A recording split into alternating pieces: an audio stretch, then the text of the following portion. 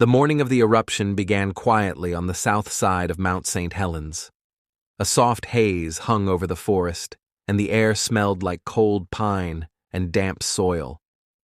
Campers and loggers working the lower slopes moved through their routines without any sense that the mountain above them had turned into a sealed pressure chamber. For 2 months, it had groaned and cracked, sending up plumes of ash, but on that May morning the summit looked calm enough to fool anyone who wasn't paying attention. Even scientists watching it from miles away believed they still had time. High above the tree line, geologist David Johnston sat at his observation post on Coldwater Ridge, radio equipment spread out beside him. He had spent weeks tracking changes in the bulging north flank of the volcano. Each day, the mountain pushed outward another few feet, warping its shape like a balloon pressed too hard on one side. Johnston knew better than anyone how unstable it had become, but even he didn't expect what happened at 8:32 a.m., when an earthquake deep beneath the volcano triggered the largest landslide in recorded history. From Johnston's vantage point, it began with a violent shudder that rippled through the ridge and pulled dust into the air.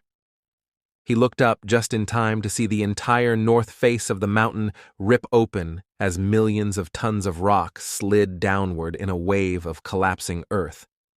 Beneath it, a superheated pocket of magma and steam blasted sideways with the force of a nuclear explosion. Johnston didn't have time to run. He grabbed his radio and shouted a final message that would be replayed for decades. "Vancouver, Vancouver, this is it." Seconds later, the eruption swallowed the ridge in a wall of ash and burning gas. Closer to Spirit Lake, lodge owner and longtime resident Harry Truman felt the ground buck beneath him. He had refused to evacuate for weeks, insisting the mountain wouldn't hurt him. But the blast that followed was nothing he could have imagined. A cloud hotter than any furnace shot across the landscape at supersonic speed, flattening everything in its path. It uprooted trees, shredded the forest, and turned the surface of the lake into a seething boil. Truman and his lodge vanished instantly, buried beneath hundreds of feet of debris. He never had a chance. Farther from the summit, survival depended on distance, luck, and the terrain's ability to shield those caught in the blast.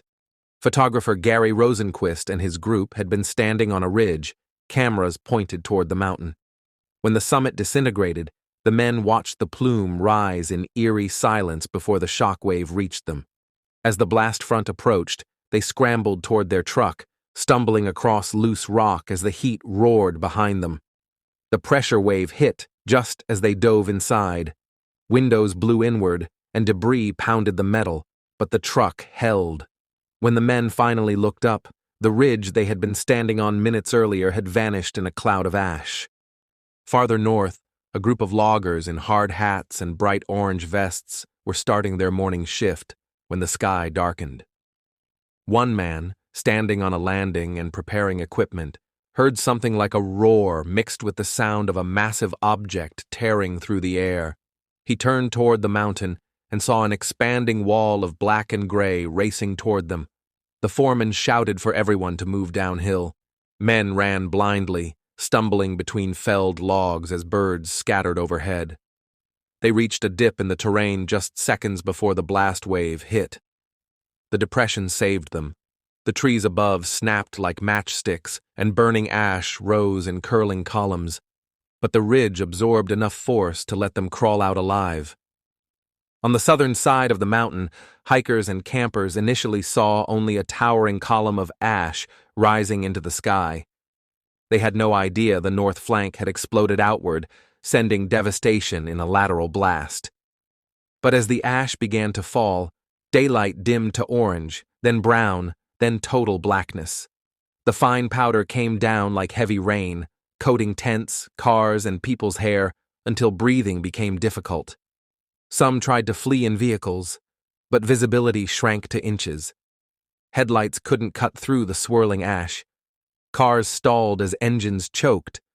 Those who survived left their vehicles and moved on foot, following the faint glow of flashlights and the sound of distant voices. A couple hiking near the base heard the eruption before they felt it. The man thought it was thunder until the ground vibrated hard enough to throw both of them to their knees. They grabbed each other's hands and ran along a narrow trail, trying to stay ahead of the ashfall. They had prepared for a normal day in the woods, not for choking darkness and rolling tremors. They finally reached a ranger station where others had gathered, all of them coated in gray dust. Inside, they listened to the radio crackle with emergency calls and reports of entire valleys buried under volcanic debris. 30 miles from the summit, trucker Jerry Hopper was driving south when the sky went black in the middle of the morning. Ash hammered the cab of his truck so hard he thought hailstones were striking metal. He slowed to a crawl as the road disappeared beneath a layer of fine volcanic grit. The air smelled like sulfur and burning wood. Hopper pulled over and climbed into the sleeper compartment, sealing the vents and hoping the weight of the ash wouldn't collapse the roof. Hours passed before he dared open the door. When he finally stepped out, the world looked like another planet, a gray desert stretching in every direction.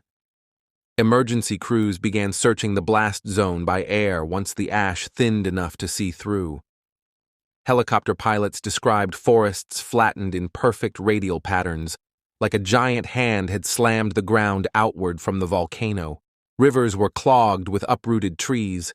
The surface of Spirit Lake had risen dozens of feet from the debris dumped into it. Rangers found injured survivors wandering in shock, covered head to toe in ash, clothes singed, eyes reddened. Others waved from makeshift shelters they had built using broken branches and pieces of wreckage. For many who lived, survival came down to being just one ridge away from the blast or having a vehicle, boulder, or dip in the land between them and the pyroclastic surge. The eruption killed 57 people, but without those natural shields, the toll would have been far higher. Some survivors later talked about the silence that followed, the eerie quiet after the roar stopped and the ash settled. No birds, no wind, just a muted stillness broken only by the crackle of cooling debris.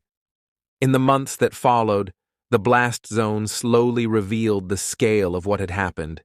Entire hillsides had been scraped bare. Lakes were unrecognizable. The landscape had been rewritten in a single morning, yet pockets of life appeared sooner than anyone expected. Shoots of green pushed through the ash near the edges of the zone, and animals returned cautiously to the transformed forest. For the people who survived, the memory of that day stayed sharper than anything time could soften.